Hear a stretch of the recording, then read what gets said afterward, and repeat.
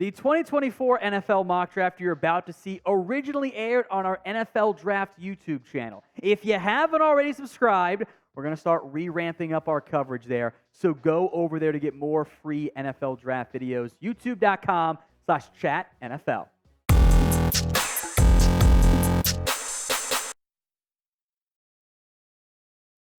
We are back on our NFL Draft YouTube channel, made possible today by Manscaped. You can get 20% off and free shipping on all their men's grooming products when you use promo code CHAT over at manscaped.com/chat. ESPN has a new 2024 NFL mock draft. We're going to break it down, and if you want even more videos, then share this one. That way I can show the bosses, see, you guys do want more NFL draft coverage, even if it is only July and there's not that much going on. But hey, new ESPN mock draft, perfect time to get things rolling again. So share that video, whether it's on Facebook, Twitter, Threads, wherever. Share it for me right now.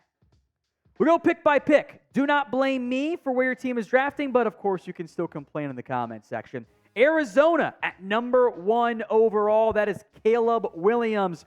Whoever has that number 1 overall pick, I feel very confident saying they will be taking Caleb Williams. Now, look, maybe Drake Maye really impresses and we do the whole Trevor Lawrence or Zach Wilson debate, which hopefully goes better for the other QB this time around. I'm a big fan of Caleb Williams. Worthy number 1 overall pick. He's been really impressive at Oklahoma and at USC. I will say this. This whole he's Patrick Mahomes isn't right. You are banned from Patrick Mahomes comparisons. The out-of-structure stuff might look like it a little bit, but they don't play that similarly, frankly, and it sets up unrealistic expectations. So if we're saying he's Patrick Mahomes 2.0, you're overrating him. You're setting up unrealistic expectations. Overall, though, I think he's mostly properly rated. What do you guys think? In general, is Caleb Williams overrated? Y for yes or N for no? Arizona back-to-back picks here, this one via the Houston Texans. So they move on from Kyler Murray in theory, and they get Caleb Williams and Marvin Harrison Jr. out of Ohio State. It's a really fun 1-2 punch for Arizona. This pick, by the way, from Houston, which would be a big get for Arizona.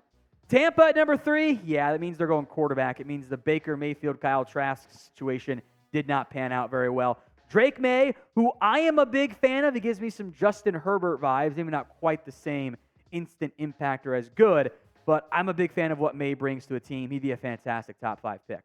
One of my favorite prospects that I thought was going to go pro this year, Fashanu out of Penn State.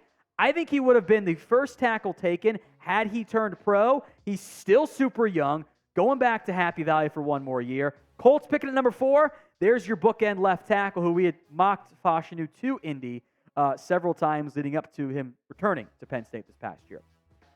Number 5, another player who could have gone pro and probably would have been a pretty early pick. That's Jared Verse out of FSU. The Rams take him at number 5. They are retooling, resetting that defense. Like that fit a lot for the very talented pass rusher. J.C. Latham out of Alabama. Now, in theory, Andre Dillard can play left tackle. Peter Skoronski stays at left guard. And with Nicholas Petit-Frere suspended for gambling violations, Latham plugs in at right tackle. I think he's having a fantastic year. Just got to cut down the penalties a little bit. Last year's class, not the best for offensive linemen, relatively speaking. This year's class, early results, really good. Joe Alt at Notre Dame. You got 3 players who could be a first-round top tackle taken in a lot of different classes. Joe Alt for Green Bay. I think there is your potential David Bakhtiari replacement. Our first, I think, really controversial pick. Quinn Ewers out of Texas. The highlight reel plays are really good. When he came back from that shoulder injury he suffered against Alabama, didn't quite look the same. And heck, maybe he beats Alabama if he doesn't get hurt in that matchup. Good coach in Steve Sarkisian for quarterback development, at least. I'm not a big fan of Sam Howell as a franchise guy. If Ewers takes a step forward, this is worth it. But this is a projection first-round pick, not where he currently is. Today's pinned comment. How many quarterbacks go in round 1 of the 2024 NFL Draft? The ad comes here on YouTube. Take advantage of it. Go get those predictions. And I will say, for this mock draft from ESPN, 3 QBs. That was it.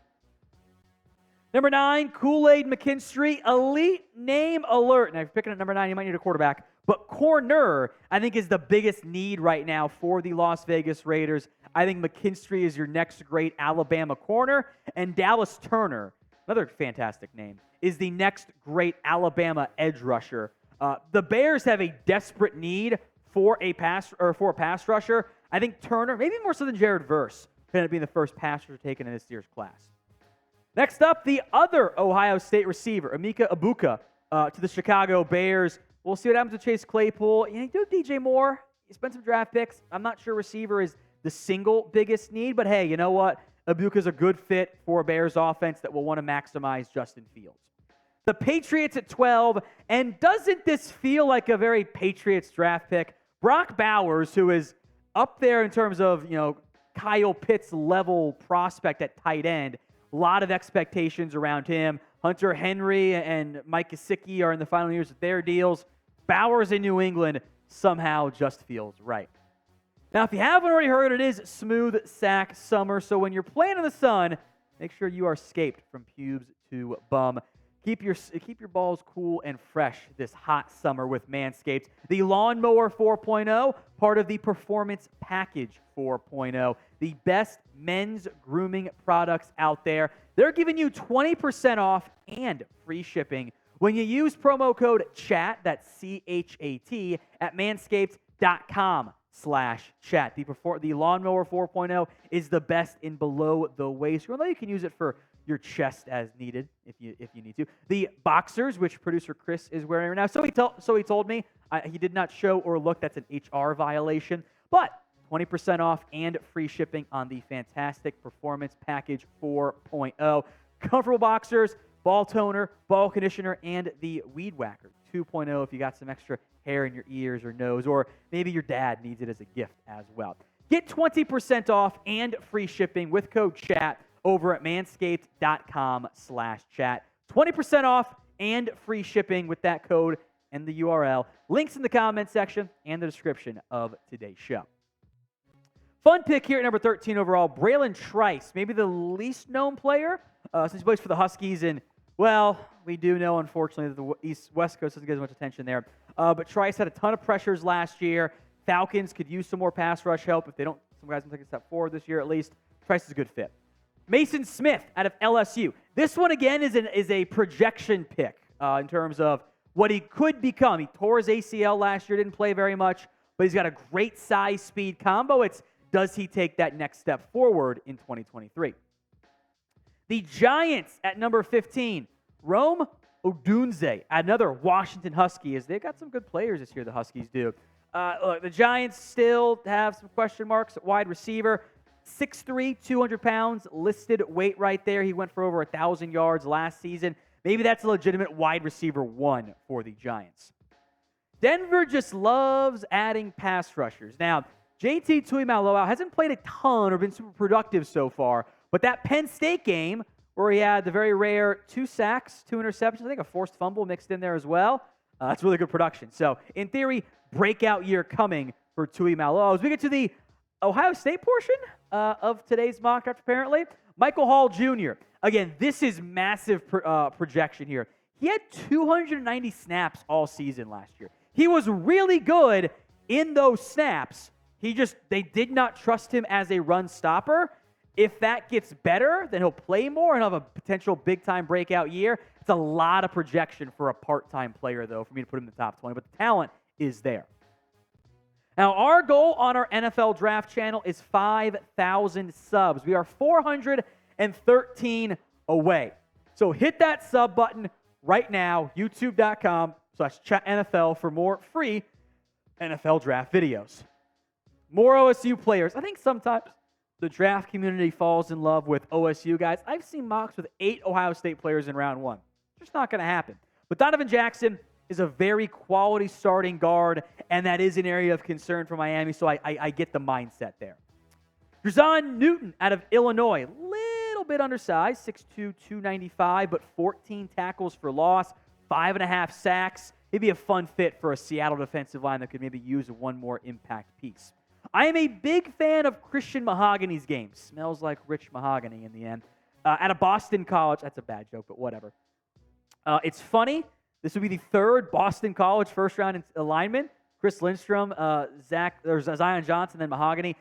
Andres Pete, Cesar Ruiz, all going to be free agents, so guard is an area of concern. Another elite name alert, Chop Robinson. What a fantastic name for a pass rusher. There is uncertainty long-term about the Vikings' pass rush, so adding another player in Robinson who had some success as a pass rusher makes a lot of sense for Minnesota. Chris Jenkins out of Michigan.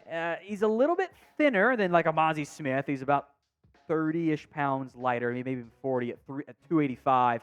Had a good game against OSU, bunch of pressures there. Flash the upside. If you take that next step forward, the Chargers do still need some impact interior linemen. Cameron Kinchins, he had 6 interceptions last year. Simply put, folks, I am a sucker if you're a safety and you make a bunch of plays on the football. I always find that valuable. One important note, by the way, this pick is the Jets pick, technically speaking. Goes to the Packers if Rodgers plays 65% of the snaps, so ESPN's projecting that in terms of this mock draft. Who is your favorite 2024 NFL draft prospect? I think I might go Olumuyiwa. He's not the best player, but I kind of get some Tyron Smith vibes over there, especially if he turned pro this year. He was super young. Now he'll be a little bit older, but still. Favorite 2024 NFL draft prospect? Drop that player name for me in the comments. Another guard in round 1. I wonder if in the end Cooper Beebe from Kansas State ends up being more of a top 50 guy than a top 25 guy, but he's a really good run blocker and I think would fit well for that Ravens offense. Kalen King, you're going Lions, a corner? Well, yes, because Emmanuel Mosley, Chauncey Gardner-Johnson are all going to be free agents next year. So short term, they're fine. Long term, they do have an area of concern. I do get some, and I'll give Jordan Reid credit here because he mentioned this first. A little bit of Denzel Ward vibes there. Not a ton of ball production, although he did have 15 pass breakups, but not that many interceptions. But he does have good man coverage skills. Kamari Lassiter. Oh, look, another Georgia defensive player in round 1. Doesn't that make sense? Corner, beyond Tyson Campbell, Darius Williams, is a potential red flag for Jacksonville. I like that fit. Another corner here. We got to run on corners. Go figure. Jason Marshall Jr. This is a Cowboys-ish pick. You know, Stephon Gilmore, final year of his deal. We'll see about Trayvon Diggs getting paid. Length has length. Dan Quinn loves that. Need to see better ball production before I get on board there, though. Jeremiah Trotter. Yes, this is the son of Jeremiah Trotter. Jeremiah Trotter Jr., son of Jeremiah Trotter. A lot of production, 8.5 TFLs, 6.5 sacks. Linebacker, area of concern for Buffalo, potentially. I like that fit for Trotter at the back end of round 1. The Niners, hey, they got a first-round pick again. Kingsley Suamataia out of BYU, the former Oregon player, transferred to BYU. I think he's a really good fit for that zone blocking scheme that the Niners use. We'll see how he fares. You know, not at Oregon, he's at BYU, still okay. Good fit, though, for the Niners. Since Trent Williams can't play forever, unfortunately. Graham Barton. You know, Jonah Williams might not be back next year. We'll see about Lyle Collins' health long-term, but Barton maybe moves inside the guard potentially, but could try him at right tackle first. It's a good fit for the Bengals. Javon Bullard, of course. The Eagles take a Georgia player. And the joke was made by Jordan Reid there too. Safety, maybe a bit of a question mark there. Maybe this is the long-term Chauncey Gardner Jr. replacement. Big step forward would be needed for Bullard to really be a first-round pick.